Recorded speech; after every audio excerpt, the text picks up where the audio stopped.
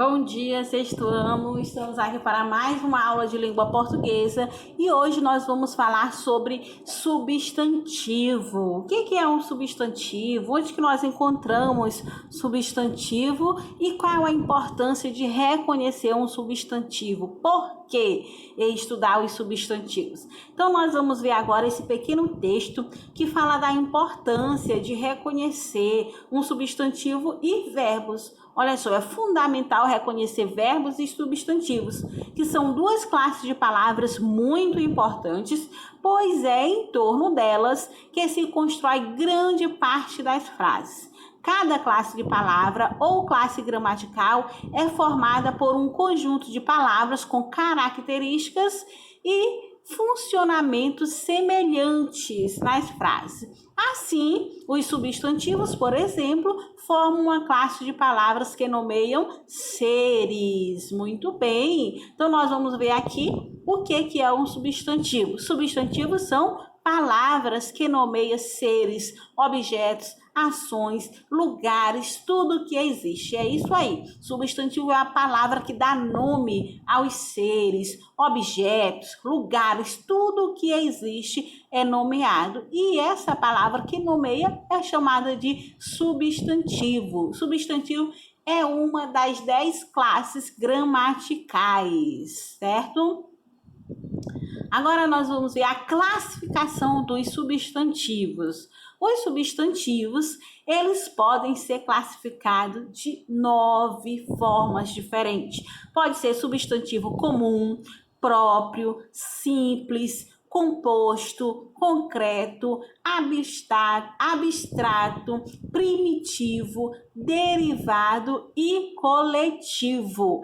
Essas são as classificações dos substantivos. Só lembrando que todas essas classificações tem no livro de vocês, ok, meninos? Vocês podem revisar, podem estudar, anotar no seu caderno, que é muito importante para a fixação do conteúdo.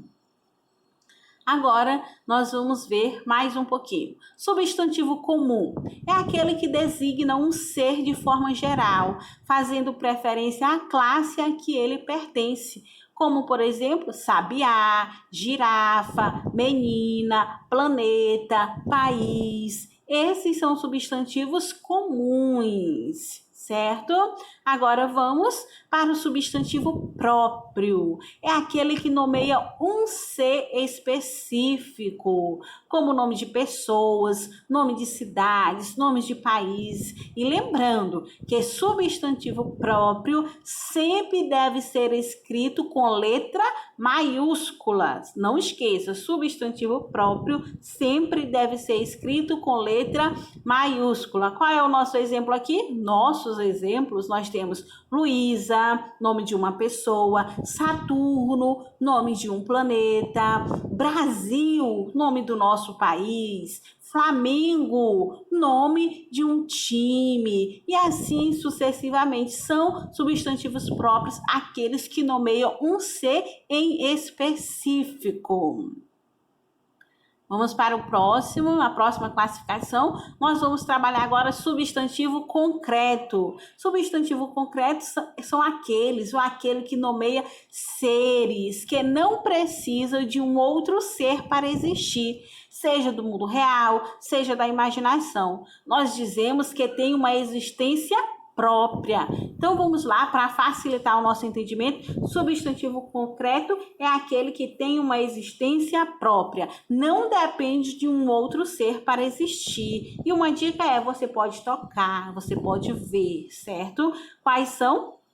Aqui nós temos alguns exemplos, como árvore, criança, jovem, sabiá, chuva, vento, palha, fada, bruxa, fantasma, etc. Tá? Aqui são alguns substantivos concretos que não dependem de um ser para existir. Agora, substantivo abstrato. Nomeia ações, sentimentos, sensações e qualidades. Eles são chamados de abstratos porque eles nomeiam o que não tem existência própria. É o contrário do substantivo concreto, tá? O abstrato, ele necessita de um ser para existir. Vamos ver aqui alguns exemplos. Solidão, beleza, amor, trabalho, força, corrida, sonho, fome, alegria, felicidade. São substantivos abstratos, necessitam de alguém para existir, de um ser. Por exemplo, se não existisse ninguém para ficar feliz, a felicidade iria existir? Não, então a felicidade necessita de alguém, o sonho, a corrida necessita de alguém para correr, certo? E aqui na nossa imagem, o dia da saudade. Saudade é um sentimento, necessita de alguém para senti-la. Se ninguém sentir saudade, a saudade não vai existir, portanto, é um substantivo abstrato. Vamos para mais um substantivo, nós vamos ver substantivos simples, são aqueles formados por uma só palavra, como azulão, o roxinol, a cotovia, flor. Observe que a professora pegou exemplos do nosso livro, certo? Do nosso texto, do Sabiá e a Girafa.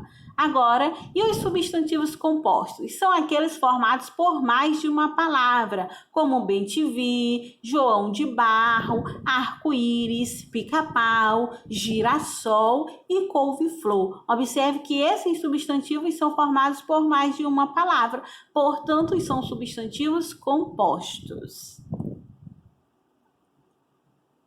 Agora nós vamos para substantivo primitivo. São aqueles que não vêm de uma outra palavra, certo? O substantivo primitivo é aquele que não vem de uma outra palavra. E os substantivos derivados são aqueles que são formados a partir de outras palavras. Vamos ver aqui, nós temos o exemplo de peixe.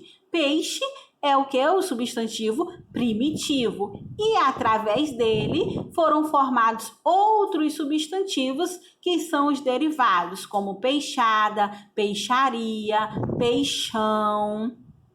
Outros exemplos, dente. Dente é um substantivo primitivo. E a partir deste substantivo primitivo, outros substantivos se formaram, que são os substantivos derivados. Dentadura, dentada e dentista. Então, aqui nessa página, nós vimos substantivos primitivos e substantivos derivados.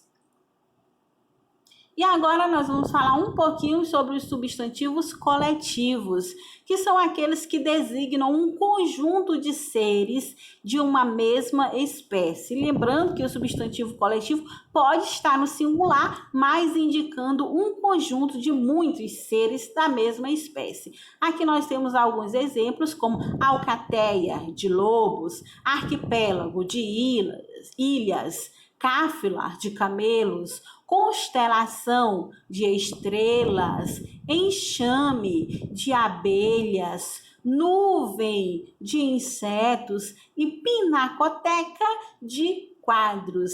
Esses são alguns substantivos coletivos.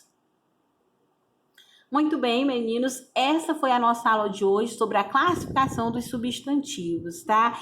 Esse conteúdo também está no livro de vocês podem ler, podem anotar no caderno. Se ainda as dúvidas persistirem, me enviem uma mensagem que eu vou responder a vocês. Tchau, tchau e até a próxima aula.